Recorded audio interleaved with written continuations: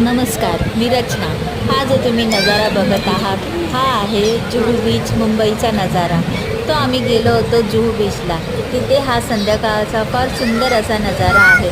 आणि हो, जर तिकडे तुम्हाला बोटिंग राईडसाठी जायचं असेल तर तुम्ही बिनधास्त जाऊ शकता, कारण आता तिकडे बोटिंगसुद्धा सुरू झाली आहे.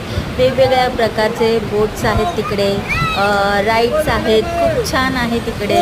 तुम्ही तो आनंद घ्यायचा असेल तर तुम्ही जुहू बीच. सरक भाई सरक। इधर उधर तो हो ना, मेरे बीच में आके खड़ा हो रहा है।